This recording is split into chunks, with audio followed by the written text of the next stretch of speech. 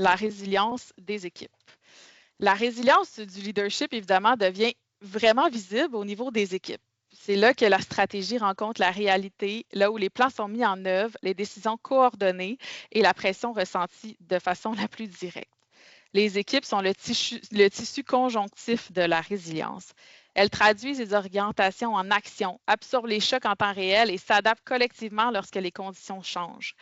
Puis en passant à cette prochaine couche, on va voir comment la résilience des équipes se construit, se vit et se maintient, non pas en vase clos, mais à travers la collaboration, la confiance et un sens partagé. Cette diapositive-là du rapport de Resilience Vision 2030 de BCI met en lumière un constat clé. Malgré une prise de décision croissante, beaucoup d'organisations peinent encore à transformer la résilience en action concrète. Ça, ce n'est pas par manque de stratégie. Sur papier, les approches de résilience sont souvent solides, mais le problème se situe plutôt dans l'exécution, dans la façon dont ces stratégies sont comprises, soutenues et intégrées au quotidien. Le principal obstacle identifié est clair, c'est le travail en silo. On en a parlé tantôt, mais on ne s'en sort pas. Là. Plus de 60% des répondants indiquent que le manque de collaboration entre les équipes est la première cause d'échec des initiatives. Mais les perturbations, ils ne respectent pas les frontières organisationnelles, là, comme on l'a dit tantôt, les silos. Là. Quand la collaboration n'est pas naturelle, la résilience se fragilise exactement quand elle est le plus nécessaire, en fait. T'sais. Donc, il y a aussi d'autres freins, les contraintes budgétaires, le manque de sensibilisation, le soutien insuffisant du leadership. Pris ensemble, ces éléments relèvent un enjeu central. La résilience manque souvent d'adhésion interne. Le message du rapport est donc très clair. Le défi, ce n'est pas tant la stratégie que les conditions culturelles et le leadership pour la faire vivre. C'est précisément pour cela qu'au niveau des équipes, ça doit être critique. Les équipes sont l'endroit où les silos disparaissent ou persistent. C'est là que la résilience devient réelle ou reste théorique. Renforcer la résilience des équipes, ce n'est pas un extra, c'est un lien essentiel entre l'intention stratégique et la réalité opérationnelle. Mais maintenant, quand on a dit ça, comment qu'on fait ça? La résilience des équipes, ce n'est pas une question d'héroïsme en situation de crise. Ça repose sur les équipes qui ont déjà construit avant que la perturbation survienne. On en a parlé tantôt, mais c'est super important. Le premier élément, c'est la conscience partagée et la clarté des rôles.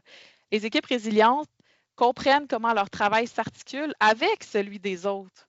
Les personnes connaissent non seulement leurs propres responsabilités, mais aussi leurs dépendances et celles qui dépendent d'elles. En situation de perturbation, cette conscience-là partagée évite la confusion, les doublons et les angles morts.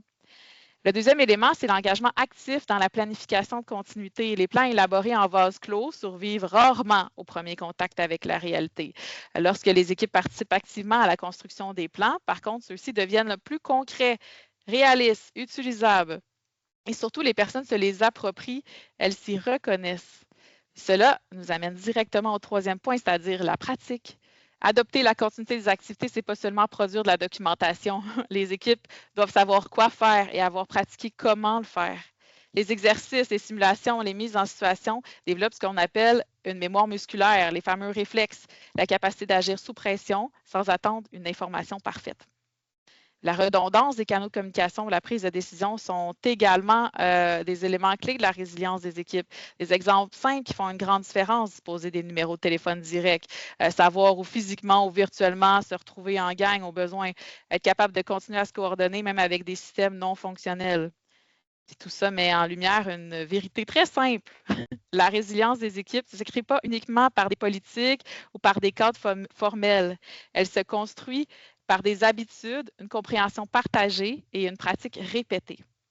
Lorsque les équipes sont résilientes, elles deviennent le point de rencontre entre la stratégie et l'action. Elles absorbent les chocs, s'adaptent en temps réel et permettent à l'organisation de continuer d'avancer, même lorsque les conditions sont loin d'être idéales.